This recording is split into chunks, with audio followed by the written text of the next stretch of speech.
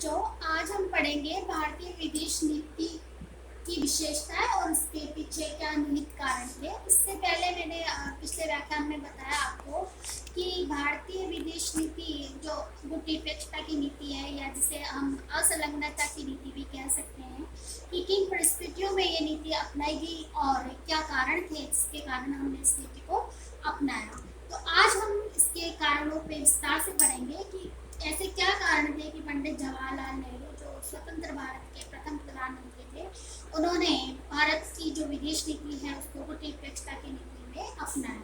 इसका जो सबसे पहला और मेन कारण है भारत का आर्थिक पुनर्निर्माण। जैसा कि आपको विदित है कि सैकड़ों वर्षों की दास्ता और साम्राज्यवादी शोषण के पश्चात देश अभी अभी आजाद हुआ था। उसके समक्ष सबसे बड़ा प्रश्न आर्थिक पुनर्निर्माण एवं विकास का था। यह महत्वपूर्ण व महान कार्य शांति के माहौल में ही संभव था। विश्व स्तर पर निर्मित गुटबंदियां रचनात्मक उद्देश्य की पूर्ति हेतु नहीं हुई थी। वे शुद्ध रूप से सैनिक गुटबंदियां थी एवं साम्राज्यवादी व नव साम्राज्यवादी स्वार्थों की पूर्ति करने के लिए सक्रिय थी। ऐसी परिस्थिति में भारत ने गुटनिरपेक्षता की नीति अपनाई। दूसरा जो कारण था इसका वो था कि अंतर्राष्ट्रीय तनाव को कम करना। जैसा कि मैंने आपको पिछले व्याख्यान में बताया था कि देश दो गुटों में विभाजित हो गया था। एक गुट की जो बागडोर थी वो अमेरिका के हाथ में थी और दूसरे गुट की बागडोर थी वो थी सोवियत रूस के हाथ में।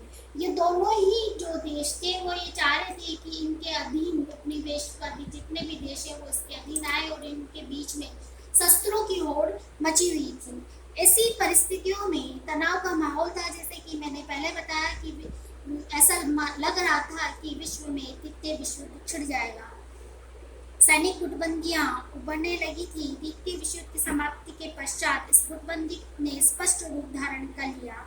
सैनिक गतिविधियों के मध्य गर्म युद्ध की संभावनाएं भरपूर थी, किंतु द्वितीय विश्व की थकान के कारण यह आरंभ नहीं हुआ। जैसा कि मैंने आपको पहले पिछले व्याख्यान में बताया कि कोल्ड वॉर जिसे शीत युद्ध कहा गया है, ये एक विचारों का युद्ध था जो अस्त्र शस्त्रों के बिना कागजों से लड़ा गया था। और ये युद्ध इस जो अस्त्र शस्त्रों से लड़ा जाता है उससे भी भयानक था। इन परिस्थितियों में भारत ने विवेकपूर्ण निर्णय लिया। वे किसी भी गुट में सम्मिलित होकर अंतर्राष्ट्रीय तनाव और भय की वृद्धि में अपना योगदान देना नहीं चाहता था। वे संसार के हित में ये मानता था कि अंतर्राष्ट्रीय तनाव को कम किया जाए। तभी संभव था जब दो विरोधी गुटों से अलग रहा जाए। तीसरा जो इसका कारण था वह उच्च भारतीय राष्ट्रवाद। भारत का राष्ट्रवाद अत्यधिक उच्च व गौरवपूर्ण है। भारतीय दर्शन, चिंतन, इतिहास व संस्कृति के विभिन्न तत्व भारत में राष्ट्रवाद के उदय में सहायक रहे हैं।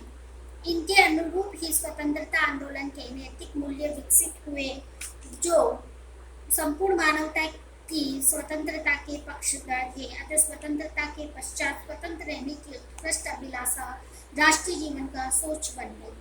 लगभग आधी सदी के सतत संघर्ष और देश प्रेमियों के बलिदान स्वरूप भारत स्वतंत्र हुआ। अपनी आज़ादी के सतत अनुसूनता को बनाए रखने की भावना ने भारतीय विदेश नीति में असंलग्नता के तत्वों को समाहित किया। भारतीयों के लिए स्वतंत्रता से बढ़कर कुछ और नहीं था। भारत को इस बात से भय लगने लगा कि किसी अंतर्राष्ट्रीय गोष्ठी में सम्मिलित होकर कहीं वह अपने मूल्यवान स्वतंत्रता को न खो बैठे। जब किसी सांसद ने भारतीय संसद में यह सुझाव प्रस्तुत किया कि भारत को असंलग्नता की नीति का परित्याग कर देना चाहिए तो पंडित नेहरू ने टिप्पणी करते हुए कहा, किसी गुट में शामिल होने का अर्थ क्या है? इसका सिर्फ एक ही अर्थ है, किसी एक विशेष प्रश्न पर आप अपने विचार का परित्याग कर दें एवं दूसरों को खुश करने अथवा उसकी सद्भावना प्राप्त करने के लिए उसके विचारों को मान ले। नेहरू जी के अनुसार विश्व राजनीति में एकदम स्वतंत्र आचरण भारत की स्वतंत्रता का प्रतीक थी। जो चौथा जो कारण है इसका वो है विश्व शांति कायम करना। अपने हितों को ध्यान में रखते हुए भारत शांति स्थापित करने का पक्षधर था। गुटबंदी में सम्मिलित होकर मानवता के विनाशकारी कार्यों में अलग रहकर विश्व शांति कायम करना का प्रयास भारत की आवश्यकता रही है। नेक्स्ट कारण है अंतर्राष्ट्रीय राजनीति राजनीति में अपना महत्व स्थापित करना। अंतर्राष्ट्रीय राजनीति में अपना महत्व स्थापित करना। भारत दुनिया का एक विशालतम महान देश था। अंग्रेजी दास्तान ने इसके नैतिक और भौतिक रूप से बर्बाद कर दिया। स्वतंत्रता के पश्चात विश्व बिरादरी का एक सम्मानजनक सदस्य बना। इसकी ऐतिहासिक आवश्यकता हो गई। यदि भारत किसी अंतर्राष्ट्रीय गुट में सम्मिलित हो जाता है तो वह अपनी स्वतंत्र और विशिष्ट पहचान को खो देता है। अतः दोनों गुट भारत को अपनी ओर आकर्षित करने में संलग्न रहे, जिससे भारत को अपने आंतरिक और आर्थिक विकास में इनसे समान रूप से सहयोग भी मिलता रहा। परंतु भारत ने असंलग्नता की नीति का ही पालन किया। नेक्स्ट कारण है विश्व राजनीति में उत्पन्न गतिरोध को समाप्त करना। द्वितीय विश्व युद्ध के पश्चात जिन दो गुटों का निर्माण हुआ, उनसे विश्व राजनीति में गतिरोध उत्पन्न स्थितियां पैदा हो गई। इस गतिरोध को दूर करने के लिए ऐसे राष्ट्रों की भी आवश्यकता थी जो इन गुटों से अलग रहकर मध्यस्थ की भूमिका निभाते हुए गतिरोध को दूर कर सके। नेक्स्ट जो कारण है वो है भारत के समक्ष दुविधा की स्थिति। भारत के समक्ष यह दुविधा की स्थिति उत्पन्न हो गई कि वे किस गुट में सम्मिलित हो।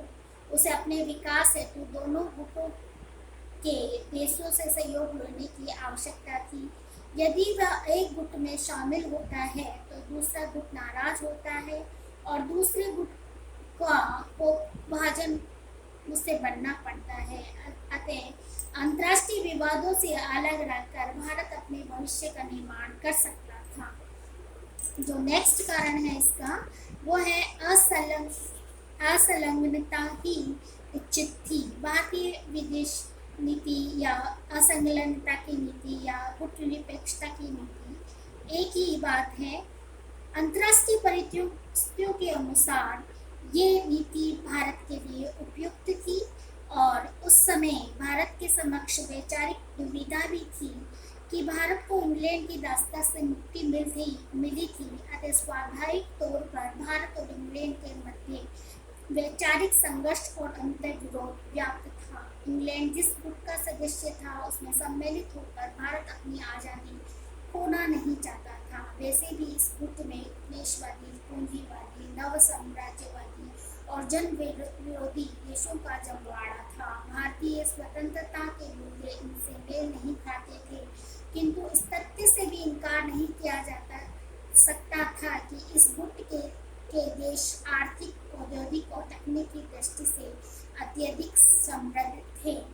दूसरी ओर समाजवादी गुट था जिसका नेतृत्व सोवियत रूस कर रहा था। नेहरू जी रूस की व्यवस्था व विचारधारा से काफी प्रभावित थे। वहाँ पूंजीवादी, सामंतवादी व भूस्वामीवादी को समाप्त कर समाजवादी व्यवस्था कायम हुई। उत्पादन के साधनों जैसे कृषि भूमि, कारखाने, कंपनियां इत्यादि से निजी स्वामित्व समाप्त कर दिया गया एवं उनका पूर्ण राष्ट्रीयकरण अथवा सरकारीकरण कर दिया गया। अतः वैचारिक दुविधा से निजात पाने के लिए भारत ने असंलग्नता की नीति अपनाई।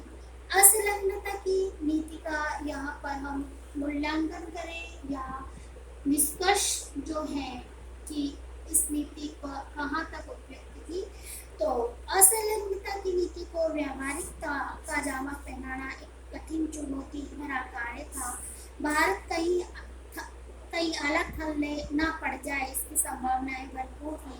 इसलिए जवाहरलाल नेहरू ने इसे एक अंतर्राष्ट्रीय आंदोलन का रूप प्रदान किया। समान विचारों व परिस्थितियों वाले देशों को असंलग्नता आंदोलन से जोड़ने का विचार किया गया। इसी के साथ इस आंदोलन की शुरुआत हुई। नेहरू जी इसके जन्मदाता और पोषक थे। इससे भारत को विश्व बिरादरी में सम्मान व प्रतिष्ठा प्राप्त हुई। उन्होंने पश्चिमी पूंजीवादी जगत और समाजवादी जगत से हटकर एक पृथक विचारधारा को जन्म दिया। एशिया और अफ्रीका के अनेक देशों से जो सदियों से शोषित और प्रताड़ित थे, वे भारत की ओर बड़ी आशा के साथ देखने लगे। नेहरू जी अंतर्राष्ट्रीय स्तर पर शोषित मानवता के प्रवक्ता बन गए। भारत की आज़ादी के पश्चात भी एशिया और अफ्रीका के अनेक देश औपनिवेशिक शक्तियों के गुलाम बने हुए थे।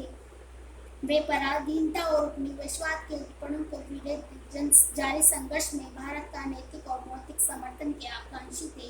भारत ने उनकी आशाओं के अनुरूप अपनी सकारात्मक भूमिका निभाई, जिसका श्रेय वास्तव में असंलग्नता की नीति को दिया जा सकता है।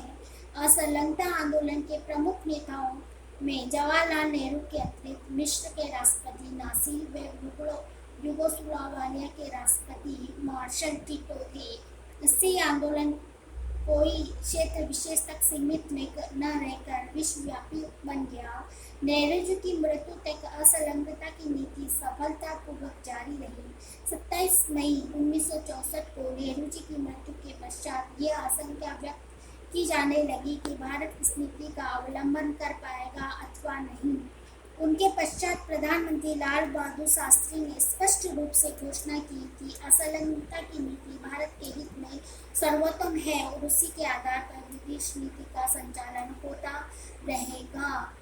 अतः नेहरू जी के प्रयासों के परिणाम स्वरूप एक अंतर्राष्ट्रीय आंदोलन का रूप इसने धारण कर लिया और उत्पीड़ित और शोषित देशों की सहायता में ये सहायक रही, बल्कि इसके माध्यम से विश्व शांति में उल्लेखनीय योगदान भी दिया गया। तो यहाँ पर आज के व्याख्यान में हमने पढ़ा कि भारतीय विदेश नीति के में भूनिरपेक्षता की नीति या असंलग्नता की नीति भारत ने क्यों अपनाई, इसके क्या कारण थे। तो आपने पढ़ा कि भारत का आर्थिक पुनर्निर्माण के लिए ये नीति उपयुक्त थी, अंतर्राष्ट्रीय तनाव को कम करने के लिए उपयुक्त थी, उच्च भारतीय राष्ट्रवाद के लिए थी, विश्व शांति के लिए थी, वैचारिक मतभेद को खत्म करने के लिए थी और उच्च विश्व राजनीति में उत्पन्न गतिरोध को समाप्त करना था, अंतर्राष्ट्रीय राजनीति में अपना महत्व स्थापित करना था। तो मैं आपको ये बताना चाहूँगी कि ये जो नीति है इसमें आपने लास्ट में व्याख्यान में पढ़ा कि इस नीति के जो जन्मदाता थे वो पंडित जवाहरलाल नेहरू। इसके अतिरिक्त जो दूसरे जो सदस्य थे, इसमें 3 सदस्य बताए हैं, उसमें एक तो थे जवाहरलाल नेहरू, दूसरे थे मिस्र के राष्ट्रपति नासिर और तीसरे थे यूगोस्लाविया के मार्शल टिटो। तो इस नीति को JNT के नाम से भी आप याद कर सकते हैं। पंडित जवाहरलाल नेहरू, नासिर और मार्शल टिटो, ये 3 एक नंबर के प्रश्न का बन सकता है इस पे। तो आप थोड़ा सा इस पे ध्यान दीजिए कि ये 3 इसके जो मेन थे, जवाहरलाल नेहरू, नासिर और मार्शल टिटो। तो ये जो नीति थी हमारी, ये भारतीय विदेश नीति, ये विश्व शांति में सहायक रही। मुझे आशा है कि इस व्याख्यान के माध्यम से आपने भारतीय विदेश नीति को अच्छी तरह से आप समझ पाए होंगे। धन्यवाद।